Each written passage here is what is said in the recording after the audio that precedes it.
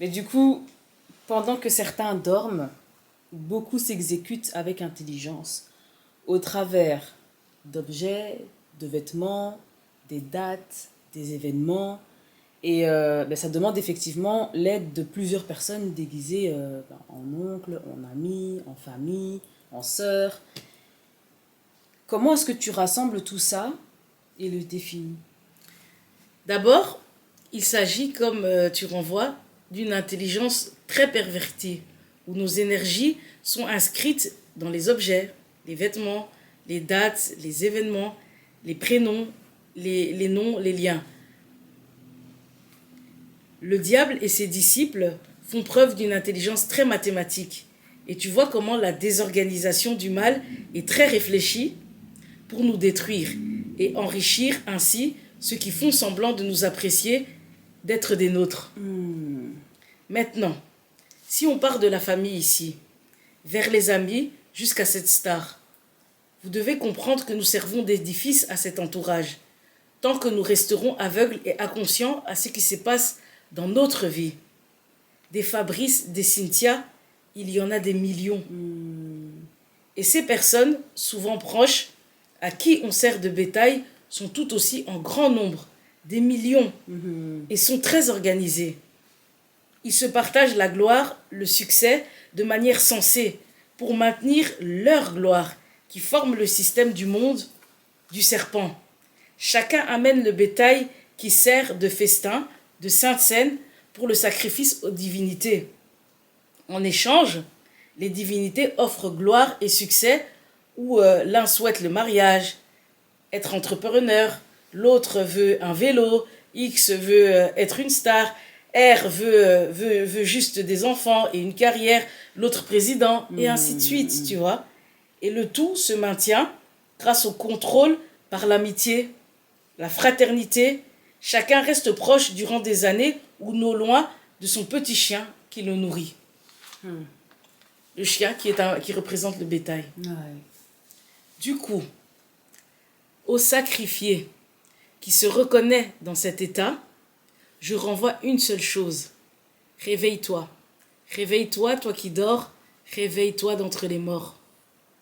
La première alliance, l'Ancien Testament, c'est comme pour représenter la première femme de mon père. Les premiers proches qui nous entourent, imposés que l'on n'a pas choisis.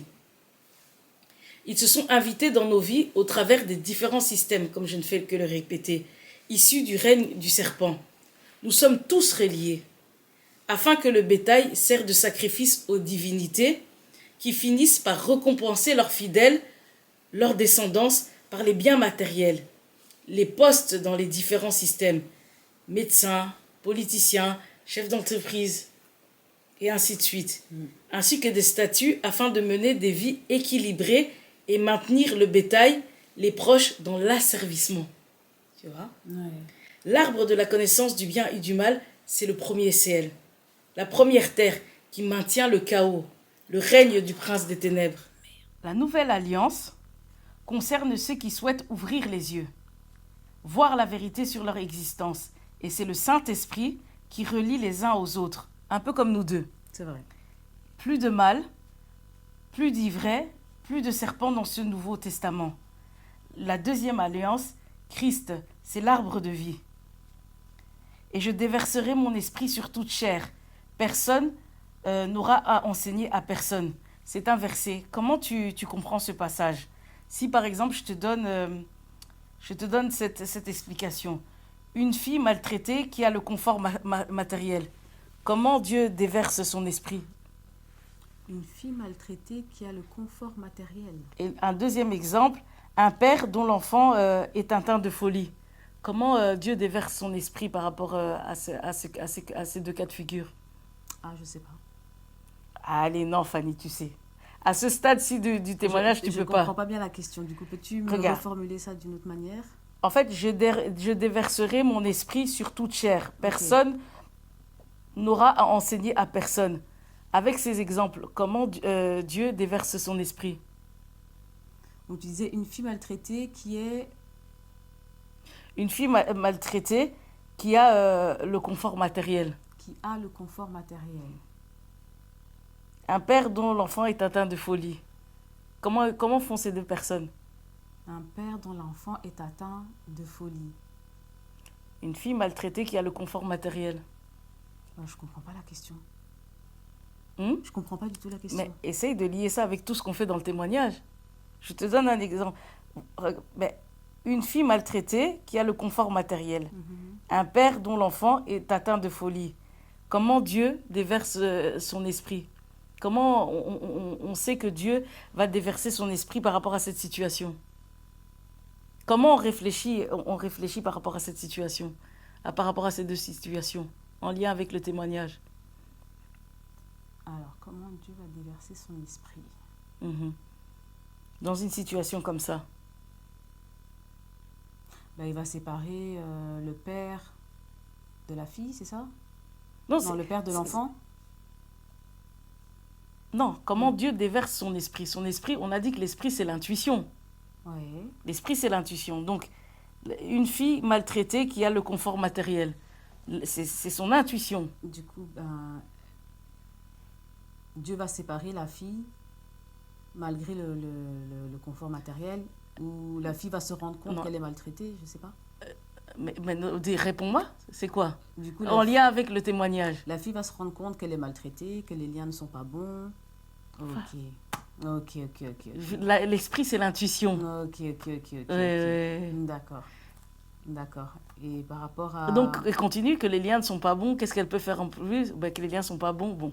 Et donc, elle peut quitter les liens. Enfin, elle peut travailler sur elle. Oui. Et alors... Et ne pas s'appuyer sur le mensonge du confort matériel. Ok, voilà. C'est ça. L'esprit, c'est notre intuition. C'est l'intuition qu'elle fait grandir en prenant, de manière à prendre soin d'elle. Oui. Et pas à se laisser attirer par le confort matériel. D'accord, je vois. Je vois. Et le père dont l'enfant est atteint de folie. Le père dont l'enfant est atteint de folie, qu'est-ce qu'il va faire? Qu'est-ce qu'il pourrait faire? Pareil, travailler sur lui aussi. Exactement. Travailler sur lui aussi. Et certainement qu'en travaillant sur lui, ça va se déverser aussi sur son enfant. Voilà. Mais travailler sur lui, c'est-à-dire? C'est-à-dire revenir sur lui-même. Revenir sur lui-même. Oui, mais ça, c'est général. Précisément travailler avec... sur ses liens de famille. Mais quoi, précisément? Oui, tu vois, moi, je donne des précisions. Et c'est important. Parce que si vous restez dans la généralité, vous allez toujours rester emprisonné. Qu'est-ce qu'il faut faire? Ici, pour cette fille, ça marche. Il suffit et tout de sortir de cette maltraitance et tout ça et tout. Ok, mais lui, qu'est-ce qu'il doit faire? Travailler sur ses liens de famille, c'est très vaste. Enfin, les liens sont... En fait, ils sont immenses et infinis aussi. Hein. Il faut savoir ça. Hein. Oui. C'est simple, Fanny. Qu'est-ce que la folie représente dans ma famille? Il faut partir de là. Qu'est-ce que la folie représente dans ta famille? Et qu'est-ce que ça me renvoie à moi en tant que père? Ah ouais. Précision. Ah ouais. Sinon, en fait, vous allez brasser de l'air. On ne travaille pas tout. Parce que des fois, vous allez ouvrir... En fait, vous allez travailler sur des liens qui sont dans la famille, mais qui vous ne sont pas spécialement adressés. Tous les liens ne concernent pas toutes les personnes. On n'est pas tous liés de la même manière. Donc, c'est important d'aller dans la spécificité. Et ce témoignage, je le tourne de façon très spécifique et singulière à nous deux. Oui. Donc, le plus possible, ramener ça à soi. Parce que tous les liens de famille ne sont pas les liens... On n'est pas tous liés de la même manière. Oui. Donc, voilà. Ok. La preuve... Un abus, je ne l'ai pas reçu non plus. Je ne l'ai pas reçu en soi, tu vois. Donc, c'est ça. Très important. Ok, super. Bien retenu. Voilà. Alors, le rêve avec ton frère et cette star, comme tu l'as évoqué, annonçait l'alliance et le pacte de vos deux familles. Toi, par le mariage spirituel avec ton frère qui introduira ton père dans ton mari, par rapport à la mort, pour ainsi mener Fabrice vers le séjour des morts. Ce qui, selon toi, aurait donné une touche au succès international de cette star. Alors, il y avait un jour, entre l'anniversaire surprise de Fabrice en 2017 et la mort de ton père. Le chiffre 20 lié à ces jours représenterait également les 20 ans de succès de cette star, dont le début de sa carrière solo, soit son premier album datant de 2006. C'est aussi le moment où tu mettras ta robe en pagne pour la deuxième fois, avant tes fiançailles, où tu porteras ce même pagne pour la troisième et dernière fois. Pour en revenir à cette deuxième fois où tu porteras ce vêtement traditionnel, après le showcase, vous vous retrouvez en voiture à 4. L'oncle au papier, cette star, Fabrice et toi dans la même voiture. Exactement. 2006 étant également l'année où tu pardonneras la tromperie de Fabrice et où ton père fait un AVC. Exactement. Où je pardonne son rachat. C'est Son remords. rachat Pas la face à tromperie. la tromperie. Oui, voilà. Voilà. Précisons-le, mais c'est bien. D'accord, très bien. Et alors, entre le rachat de la tromperie pardonnée et l'AVC, on croirait que ton inconscient choisit ton mari à 2 reprises et cela crée de fortes répercussions sur ton père. 2006, tu le pardonnes, ton père fait un AVC. 2017, tu souhaites te réconcilier avec lui de manière officielle. Ton père meurt 20 jours plus tard. Mais la réconciliation échoue pour que cette star explose à la date de mort de ton père, qui sera également le jour d'enterrement de ton mari, enterré un vendredi. Explosion en 2020, le 28 février. Exactement. On peut ainsi tourner les choses de manière mathématique, soit 2020, c'est-à-dire 2 fois 20. 20-20. Le premier 20 est la reprise des concerts congolais qui reprennent avec cette star en 2020. Et quel serait le sens du deuxième 20 avec tout ce que je viens d'associer là? Le deuxième 20, c'est notre 7e jour à Fabrice et moi. Oh. En 2006, je le pardonne. On connaît une relation fusionnelle que ma sœur semble connaître et gérer mieux que moi. Celle avec qui dont je suis j'ai été toujours proche. Pour elle, il ne m'aime pas. Pourtant, c'est moi qui étais en relation. Du coup, je m'inventerai un lien à ses yeux. À ses yeux, tu vois. Comme si, c'est comme si j'étais, on va dire, un thon sans intelligence qui s'accrochait à un mort parce que c'était le seul qui pouvait m'aimer, tu vois. Mais en soi, il ne faut pas voir les choses dans ce sens. Parce que ici, dernièrement, voilà, c'est ce qu'elle me renvoyait. Oui, il ne t'apprécie pas, il ne te calculait pas et tout ça, tu vois. Mais c'est un principe de domination spirituelle, tu vois. Quand il y a un vide que tu ne combles pas, ça les permet de venir. C'est un peu comme l'ami qui vient me dire que, qui vient m'expliquer et me dire que le lien que nous avions ensemble. Tu vois comment c'est une manière de fonctionner qui n'est pas anodine. Elle veut te convaincre, te dissuader de ce que toi-même tu as vécu. Tu vois comment l'intrusion est très forte. C'est fort. Et donc c'est tout un calcul de chercher à t'humilier dans ce que toi tu as vécu. C'est pour ça que quand j'ai expliqué au tout début cette partie, je renvoyais que c'est important de se valider soi-même, de croire en ce qui compte à nos yeux. C'est ça. C'est ça.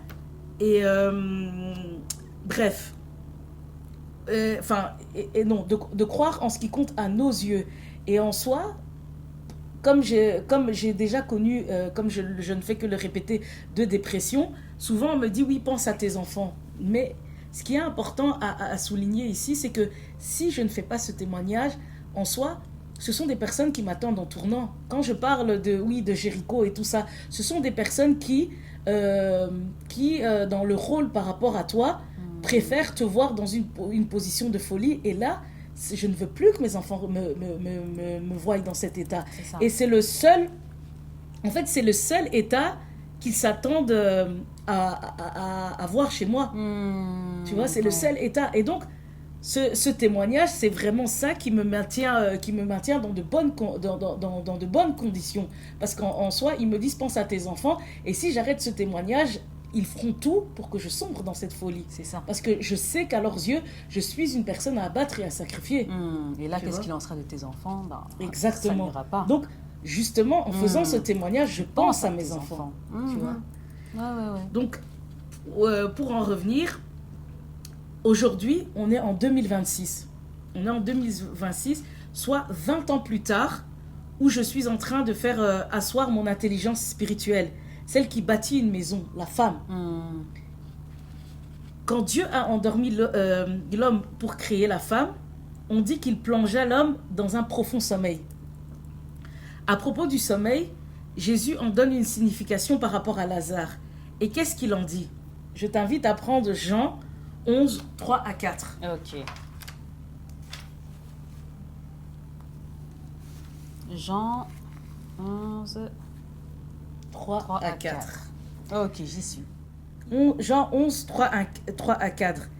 Les sœurs envoyèrent dire à Jésus, « Seigneur, celui que tu aimes est malade. » À cette nouvelle, Jésus dit, « Cette maladie n'aboutira pas à la mort, mais elle servira à la gloire de Dieu, afin qu'à travers elle, la gloire du Fils de Dieu soit révélée. » Comme d'habitude, est-ce que tu veux me renvoyer quelque chose avant que j'intervienne par rapport en lien avec tout ce témoignage? La maladie ne mènera pas à la mort. Pour moi, la maladie, c'est ce que tu as vécu durant toute ta vie, qui ne mènera pas à la mort, mais qui est fait pour que la gloire de Dieu soit révélée. Quand tu parles de maladie, tu parles de ma dépression? Non, je parle de... Ça peut être ta dépression, mais disons tout ce que tu as vécu, tout ce que tu as évoqué dans ta vie, quoi. Ah, ok. Ça peut être pris comme une maladie aussi, quoi. Ah, ben c'est chouette, c'est une bonne, un bel éclaircissement. Et donc, je vais poursuivre, du coup, dans le cadre de Fabrice et moi. Pour moi, la maladie de Lazare, je l'associe à l'accident de Fabrice. Ok. La tante qui va le brûler par accident connaît la femme avec qui Fabrice se mettra en relation en 2017 cette fois. D'accord. La blessure qui demandera des soins très conséquents à ses 9 ans. Et donc il vient en Belgique. Et donc c'est une brûlure au 3e degré qui va demander une greffe de peau, une chirurgie réparatrice, font qu'il doit... comme je le disais, voyager en Belgique de toute urgence pour être soigné. C'est à ça que j'associe la maladie de Lazare. D'accord. L'accident met le régime matriarcat en place. Tu te souviens? Ouais. Il sera élevé par l'oncle maternel et ira ensuite, à l'adolescence, vivre chez l'oncle au papier. Les deux étant les frères de la mère de Fabrice. Ouais. Tu vois? Ouais. Son studio sera inondé à un moment et il retournera vivre à peu près quelques mois, le temps de trouver un logement à nouveau chez cet oncle au papier. D'accord. Qui, cette période-là, quand il retournera vivre chez lui, il était encore en couple avec la sœur de cette star. D'accord. La sœur de cette star. C'est elle qui tentera sans succès de vouloir mettre un terme à notre relation avec la collaboration des oncles aujourd'hui, je me dis. Elle a collaboré avec eux. Je juge qu'ils étaient tous dans le coup. Okay. Ça, c'est mon avis. Et voilà. Ça échoue. On reste ensemble. On va connaître malgré tout des moments de séparation. Mais eux se sépareront définitivement jusqu'aujourd'hui. D'accord. Pour en revenir à la maladie de Lazare, que j'associe à l'accident de ses 9 ans, lors du deuil, une autre de ses tantes, celle de la sœur qui l'a brûlée et la sœur aussi de sa mère, oui. Elle dira, il fallait Kakao Koufana 9 ans. Oyeko Koufa, Otiki Bana Namwasi, il a 39 ans à ce moment-là. Okay. Donc, je répète, je traduis. Il fallait seulement que tu meurs à tes 9 ans. Tu es venu mourir à 39 ans en laissant une femme et des enfants. Elle parle en pleurs au moment où on met le cercueil sous terre. Les images sont d'ailleurs sur YouTube. Okay. Avec les animaux qui tournaient en rond la nuit à la veille de son accident, tu te souviens, à ses 9 ans au Congo, j'ai pu comprendre avec les différentes vidéos regardées sur les réseaux sociaux, les théâtres congolais, qui nous concerne, les avis des gens, qu'il s'agissait pour moi, à mes yeux, d'un premier sacrifice familial. Ce que la tante souligne bien dans ses propos. Ouais. Il fallait Okufana 9 ans, tu vois. Comme si, voilà, ça devait être une évidence, tu vois. Le but était qu'il meure à ce moment-là. Mais pourquoi il vit 30 ans de plus? C'est ça. J'y reviendrai. Ok. Du coup, il ne meurt pas. Et ça se solde par un accident. Et à propos de la mort, le verset 4 renvoie. Qu'est-ce qu'il renvoie? À cette nouvelle, Jésus dit, cette maladie n'aboutira pas à la mort, mais elle servira à la gloire de Dieu, afin qu'à travers elle, la gloire du Fils de Dieu soit révélée. Donc, il donne la signification de la mort en le liant au sommeil. En le liant au sommeil. Et dit, cette maladie n'aboutira pas à la mort. Et donc, cet accident n'aboutira pas à la mort. Il vit 30 ans de plus. Ouais. Tu vois, ouais. Au moment de ses 9 ans. Il vit 30 ans de plus et a 39 ans. Ok, tu vois? Oui, je vois. Moi, je pense que, tu vois, selon les rites familiales, ça devait aboutir à la mort. Ok. Mais à 9 ans, ça n'aboutit pas à la mort. Il vit 30 ans de plus. Ouais, je vois. On se rencontre, il a la femme, il a les enfants. Tu comprends à quoi j'associe ça? Là où elle, dans sa configuration, il devait mourir à ses 9 ans. Et ne pas avoir de femme ni d'enfant. Exactement. Ouais, je vois. Mais Dieu dit le contraire. Il meurt à 39 ans. Et à propos de la mort du verset, et à propos de la mort, je t'invite à lire le verset 11 à 15. Verset 11 à 15. Hein? C'est toujours le même. Jean 11, verset 11 à 15. Ok. D'accord, j'y suis. Ok. Après ces paroles, il leur dit, notre ami Lazare s'est endormi, mais je vais aller le réveiller. Les disciples lui dirent, Seigneur, s'il s'est endormi, il sera guéri.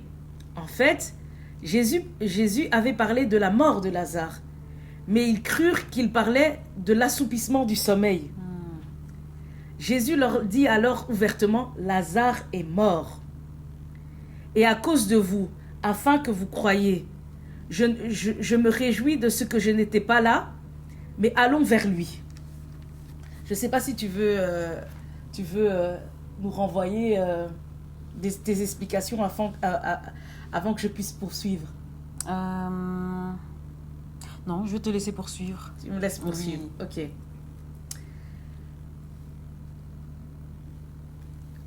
Donc, il associe la mort à un endormissement et parle de réveil, comme je viens de le dire. Jésus se réjouit de sa mort, afin que les appelés, les élus de Dieu, puissent croire, tu vois. Donc, je me réjouis de ce que je n'étais pas là, il rajoute. Mais allons vers lui. En fait, ce que je voulais dire, tu vois, il se réjouit de sa mort et de l'endormissement. Tu sais, ici, et je pense que tu dois le sentir, avec ce témoignage, on n'arrive pas au niveau de la mort. Jésus dit, il se réjouit de ce qu'il est mort afin que nous puissions croire. Même ma manière de croire n'est plus la même.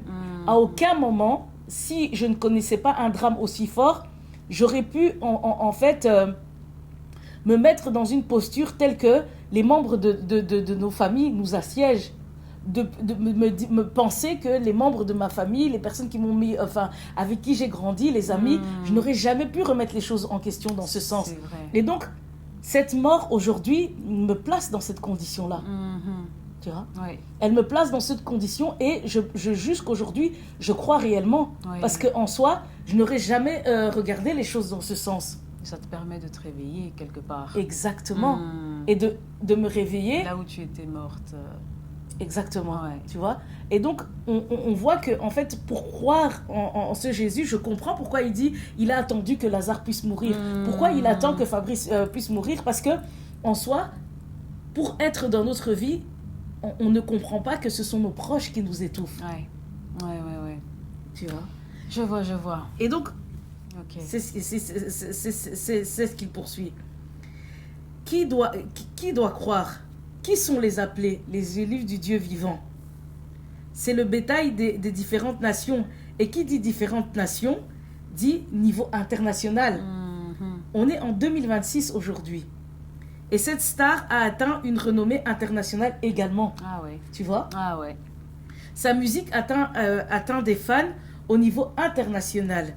C'est la gloire dans le règne du serpent. C'est l'ombre, tu vois? Je poursuis. Maintenant, je disais que sa musique atteint des fans au niveau international. C'est la gloire dans le règne du serpent. C'est l'ombre. Les bruits courent comme quoi il aurait sacrifié les parents pour le succès. Mais si on devait se fier à ces discours, je dirais plutôt que la mort des parents ont contribué à son talent. Ils ont contribué à son talent. Mais son succès débute le 28 février 2020. 28 février 2020, c'est la date de mort de mon père. Ah oui. Je me permets de vous montrer une partie de sa tombe que vous voyez s'afficher ici. Le 28 février 2020 est un vendredi. C'est le jour où Fabrice sera enterré. Le vendredi 21, il sera enterré le vendredi 21 janvier 2022. J'ai 21 ans à nos fiançailles. Et 2 jours après, c'est mon anniversaire. J'ai 22 ans. Oui. Dans la voiture, on est à 4. Avec ma robe en 2006. J'y reviendrai. Ok. Son enterrement, c'est le deuxième sacrifice qui aboutit à la mort. Le deuxième sacrifice qui aboutit à la mort sommeille à mes yeux, comme la définition de Jésus. Ah ouais. Ouais. Comme la définition de Jésus. Cette star est l'ombre au niveau international. Je suis l'image de l'ombre. Je le réveille par le témoignage. Et mon but est de pouvoir sensibiliser des millions d'âmes de toutes nations confondues. Au niveau international. Et ce uniquement à l'attention de ceux qui seraient prêts à croire. Tu vois? Ouais. Comme le travail commencé par Jésus. Ah ben voilà. Tu vois? Ouais. Maintenant, revenons à mon père. Ok. Regardez sa tombe encore une fois. Il est né en avril et mort en février 2017. Février, c'est le mois de naissance de Fabrice. Tu vois l'inverse. Ouais. Lui, il est mort en février. Fabrice est né en... Tu vois comment les principes se mêlent. Donc je disais février, c'est le mois de naissance de Fabrice. En avril 2017, mois de naissance de mon père. Avril 2017. Et année de sa mort 2017. Cette star sort un son. Et à un moment, il dira... Hello qui a tonto ici là hello koyo. Ouais. Hello qui a tonto ici là hello koyo. Bon, je suis pas une bonne chanteuse, mais bon. Mon père, tu sais que tout le monde l'appelait tonton. Ah, oulala. Tout le monde l'appelait tonton. Ah ouais. Et il était diamantaire, très connu. C'est comme si le principe financier au travers de la gloire des diamants lui a été cédé par ma famille. Par ma famille. Et chez lui, ça peut ainsi s'inscrire dans le principe financier par la gloire de la musique, tu vois. Je vois. Fabrice ayant hérité le principe de sa mort au travers de l'oncle qui va donner la cotisation, rappelons-le. Ok. Cette star prend le succès de mon père et Fabrice, comme je viens de le dire, la mort de mon père. Sa chute, parce que rappelle-toi que quand il me demande d'aller au Congo pour faire des affaires avec lui, je refuse. Oui. Et lui aussi refuse. Oui. Donc lui, il prend la chute de mon père. Ah, c'est ça. Tu vois. Et au moment où il me propose de son vivant d'aller vivre au Congo, parce qu'il voulait entreprendre des affaires, je refuse et il propose de faire des va-et-vient. Ouais. Tu te souviens? Il propose ouais. de faire des va-et-vient. Je préfère rompre totalement. Je ne voulais surtout pas reproduire la vie de mes parents. Il meurt quelque temps après parce qu'il me dira également qu'il veut changer et se poser avec les enfants et moi.